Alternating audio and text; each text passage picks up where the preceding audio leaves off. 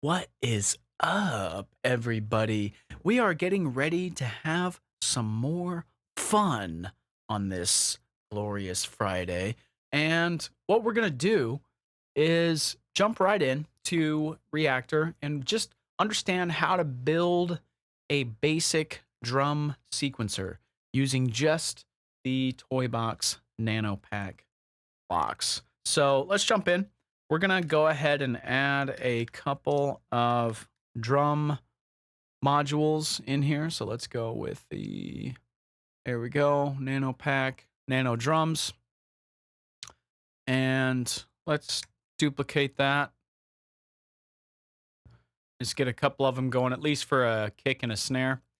And then let's get a mixer going. So we're going to go ahead and pull in a nano mixer. Here we go. And then, what else? Let's go ahead and pull in a gate sequencer. So here we go, nano gate sequencer. This is going to drive the actual gates of the kick and the snare. So we're actually going to need two of these as well because we're doing a kick and a snare, and one sequencer is going to drive the kick, one's going to drive the snare. So, and we'll just kind of organize everything here.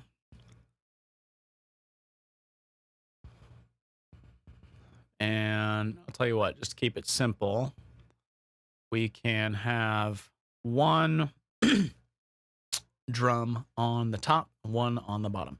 And then what is going to drive the position of these gate sequencers? I'm glad you asked. We're going to grab a nano pack. What are we looking for? A ramps module. So this ramps block, what this does is this synchronizes to the host tempo and allows you to select, 1 bar, 2 bar, 3 bar, 4 bars, or different variations on like 1 bar or less than a bar increments.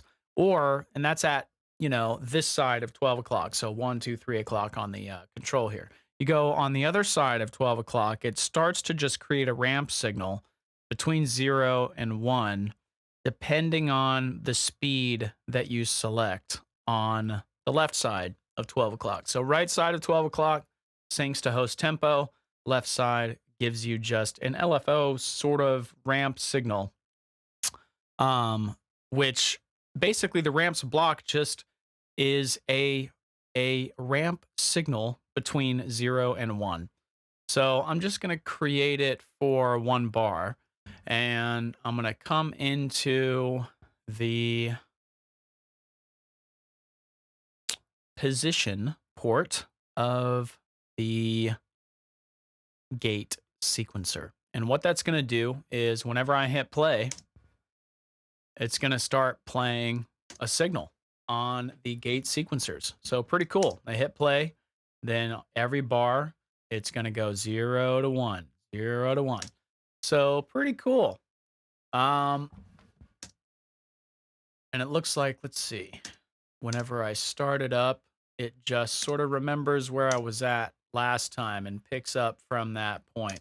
So if I want to start it over to something, I could basically just navigate to the beginning of a bar in my host sequencer, right? So navigate all the way to the beginning, start at the beginning, or navigate to the next bar, then it will start from that step. So pretty cool stuff.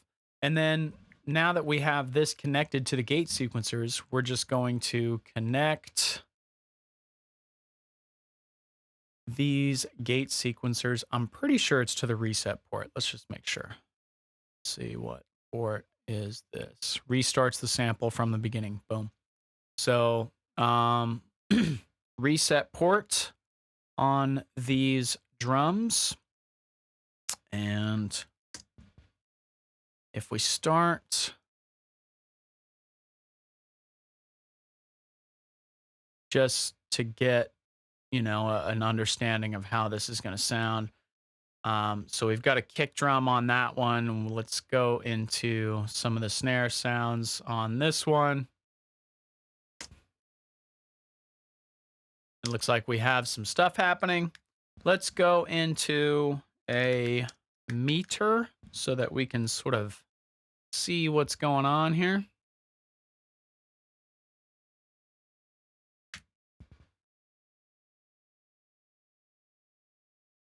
And then go ahead and take this into the output as well. And then we'll chuck the output of these drums into the mixer here. So let's play this back and see what this sounds like. Very loud. So we can now use the mixer to tame the volume a little bit. So let's chuck this down by about at least half, see where we're at.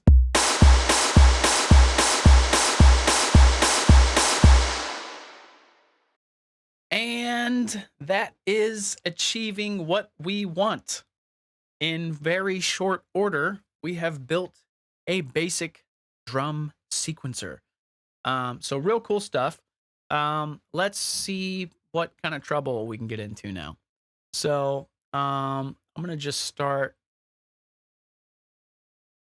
just intuitively, you know, kind of programming some sort of sequence. But I'm gonna get a little less drum hits happening.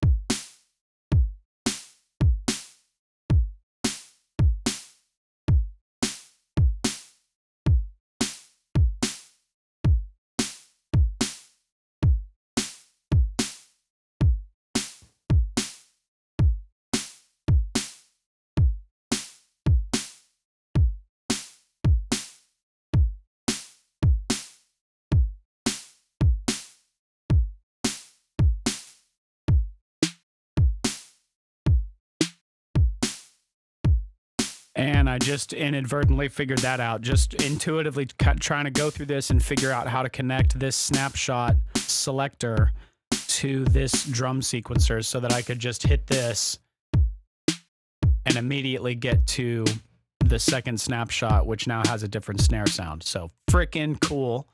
And I don't know if this is the way it was intended. Maybe I just figured this out knowing how Reactor works and knowing how you can sort of connect different instruments and different blocks and things to one another behind the scenes, so to speak, without having to actually connect wires between them and stuff like that. And that's through MIDI messages. And so I just went to this drums block, clicked on it, went to the browser, went into MIDI in, went into select internal. So MIDI, input into this block from the snapshot selector. And now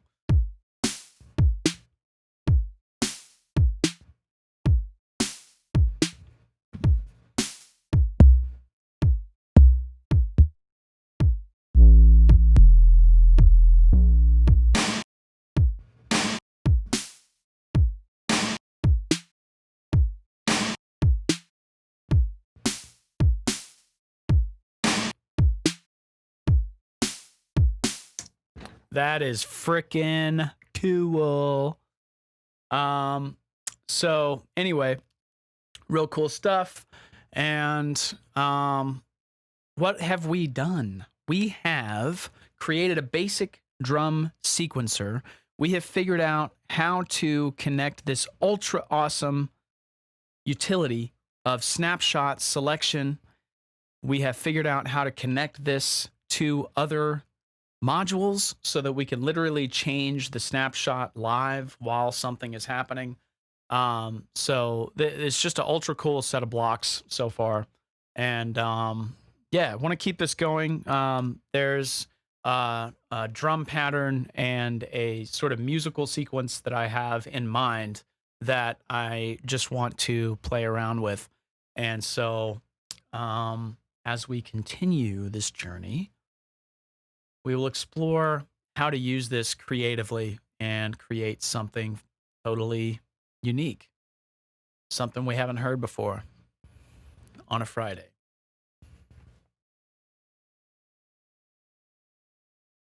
Until next time.